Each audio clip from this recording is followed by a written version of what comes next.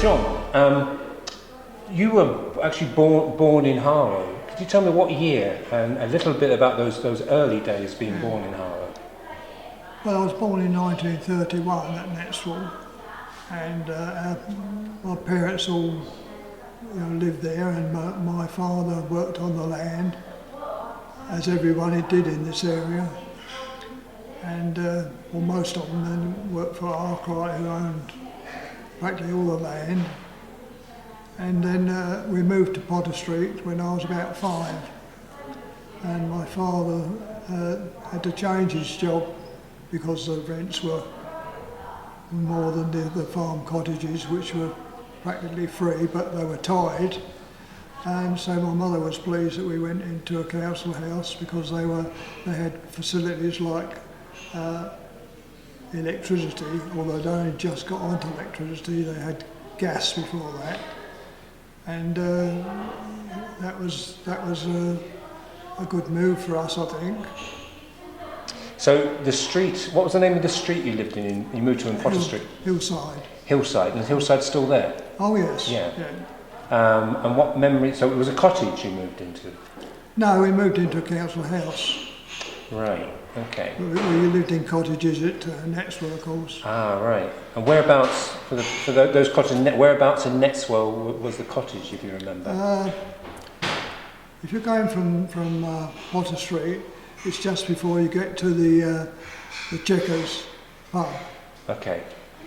So when people say Netswell, I guess people my age, so people go, I was born in 61, okay, in Harlow, and lived in sort of Great Braes area. Oh, yeah. So when you say Netswell, I sort of still see it, where the Priory is, the hall, Netswell Hall is. Yes. I sort of see, and the school, I sort of see that's Netswell, but Netswell's a much bigger area. Well, the area where they lived was called Netswell Common, and Netswell itself was at Netswell Cross, where the Greyhound pub is. That was the centre of the village, as it were. So where did you go to school? I went to school at Potter Street. Is that primary? So what we call primary, or did you go all the way through to 14? No, just called the Church of England School. Yeah. And you went in one end as infants and you came out the other end at 14, and that was it. You'd been educated. Any particular memories of school, or did you just go through? Well, it was wartime, so part of the time we only went halfway. We only went in the mornings or afternoons, because there were so many evacuees came to Potter Street that the school couldn't cope with a full day.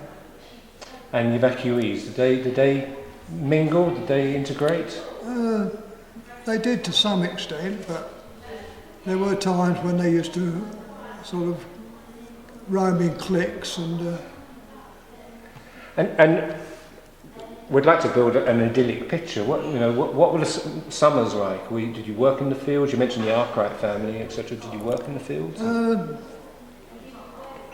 When we were children, we didn't work, of course, but except that later on we used to go pea picking and potato picking, which was quite good. And that area we're talking about, from the Potter Street area, etc. If you're going around there now, do you often see places? Oh, I remember when that was this, and I remember when that was that. Yes, I go past my grandparents' cottage as we go to pick up people near the Checkers, and quite often wonder, what happened to the old when the old cottages were demolished. So you mentioned the Checkers. This is not the Checkers that's in Old Harlow. This is the Checkers, in fact, which has been demolished, which is now on near Commonside Road. That's right. But yeah. There is a new Checkers that has been built near the old one. Ah, so you're ahead of me. Okay. And wartime. You mentioned. I know we've got a spread. You've got 39 to 45. Do you have any evocative memories of wartime in Harlow? Well, yes, I can really remember us going to check out whenever there'd been landmines dropped, and there were quite a few around Harlow. There was one up just at the back of the Horns and Horseshoes in Foster Street, and another one in near Bush Fair. And do you remember men going off to war? Do you remember anything like that? Well, I remember my brother coming home. He went to France in 1939 with the Territorials, and I can remember him coming home and me taking out his gear, you know, to have a look. And did he come back with stories, or was he fairly quiet? No, he got captured actually in 1940 on the retreat to Dunkirk. He was wounded and captured, and we didn't hear anything until we heard from a Belgian hospital that he'd been in there for several months. And then he spent the rest of the war in a POW camp. That can't have been easy.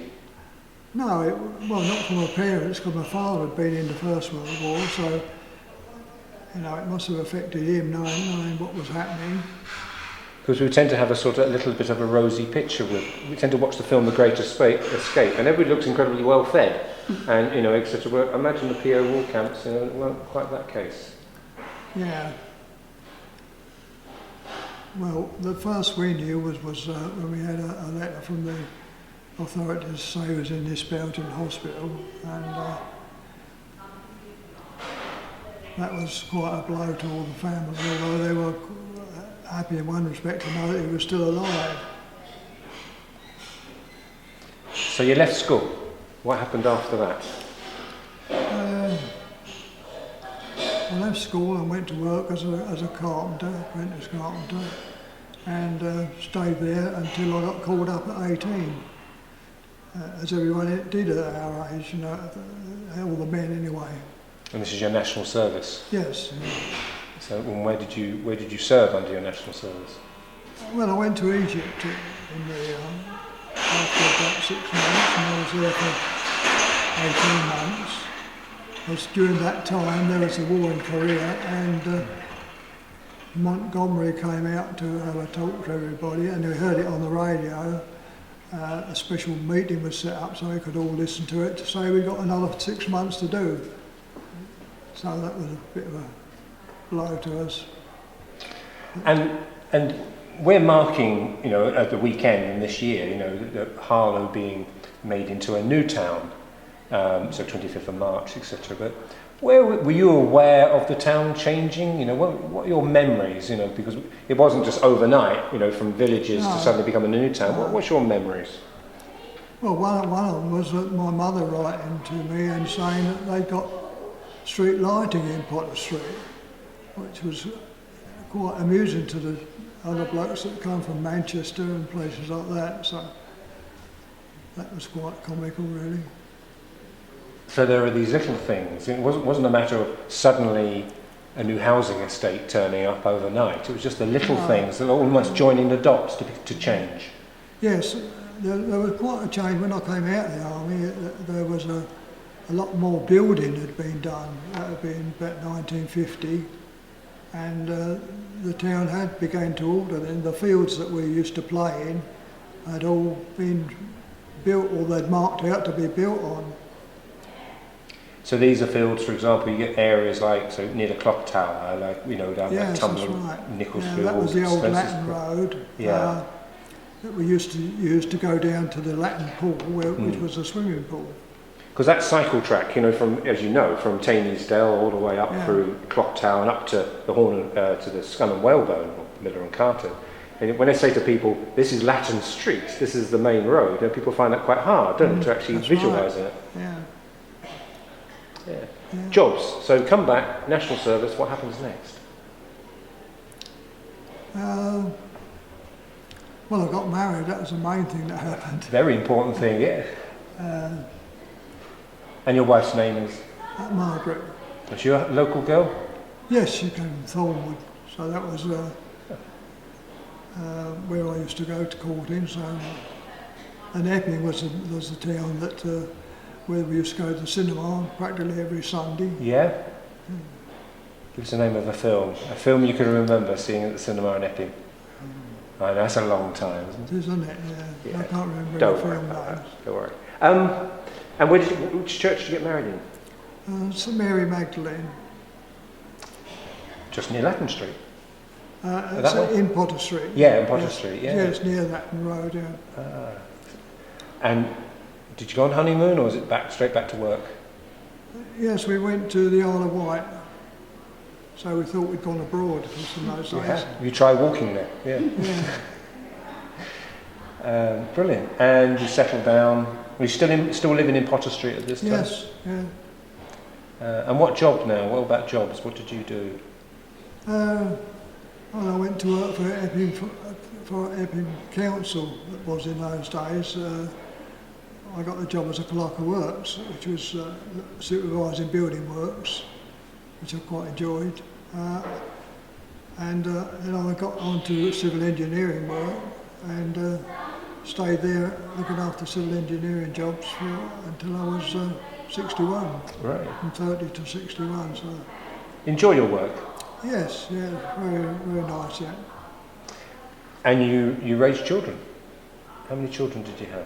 Oh, two, just a girl and a boy, yeah. Jill and Clifford. Yeah. And what about social life? Do you remember living in Harlow in this period? You know, did you go out anywhere, or did you know, what did you do?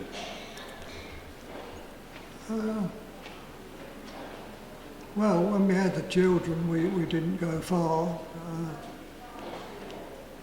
I can't remember us doing a lot as a family. You're not alone. A lot of people said we just got on with raising children. That's right, yeah. You know, so not, yeah.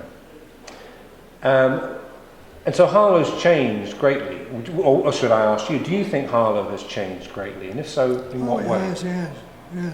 I think one of the first things that we appreciated was the swimming pool. Because before then we had a pool on the river called Latin Pool that we used to go to. And for people who don't know, we're here at the Lee Manning Centre in Park Lane today, and the swimming pool was just along the way, wasn't it? It's now gone.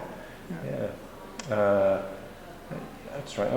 And we're very close to the town park. Did you ever come down here? Only to the swimming pool. I think we used to go to the park occasionally with the children,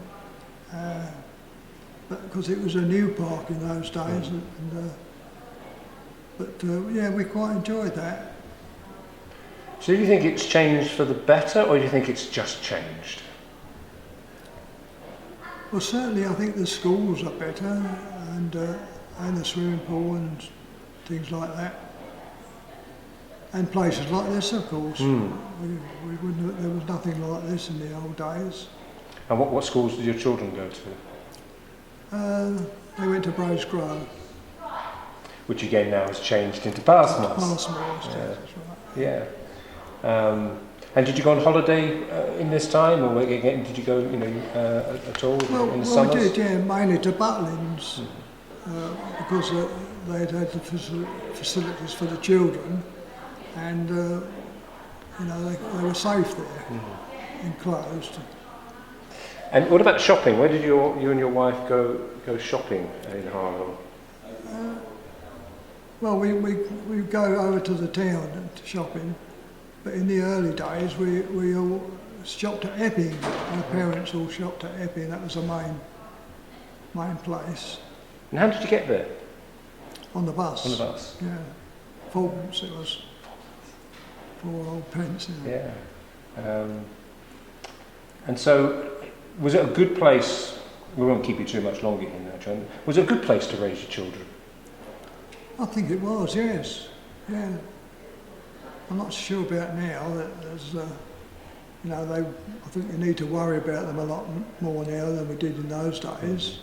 We'd let them go out to play in the streets and so on, but I think for younger children, you wouldn't like to let them go far, not today. Did you tell people, do you think your accent is different? Would you say you've got a more rural accent, as we call it? Would you say your accent is different from people who moved here? Or did anybody point it out, saying, where are you from? Actually, I'm from Harlow. No, I don't think so. No. Okay. I do know that every time whenever we go out with people, that a lot of the older generation have come from London. So the people that were here before are sort of few and far between. Yeah. But do you like to point it out? Actually, I was born here, 1931. Did you really? Yeah. You're an original. In fact, Harlow moved. This whole piece is called "Why They Came Here." Well, they might call it "Why You Lot Came Here," but I actually was born here. Yeah. Oh wow. Yeah. So you're one of us, really, aren't you? Indeed. Right? Well, but you're an original. My point is, you were here before the new town. It's always important to stress that Harlow's history didn't start in 1947, did it? No, that's right. Yeah. No, my parents were here, and I think my father was born locally, but my mother came from London, I think. So it's just that generation beyond that's it's part and parcel of Harlow. Brilliant. Well, thanks very much for your time, John. Really appreciate the interview. Thank you very much.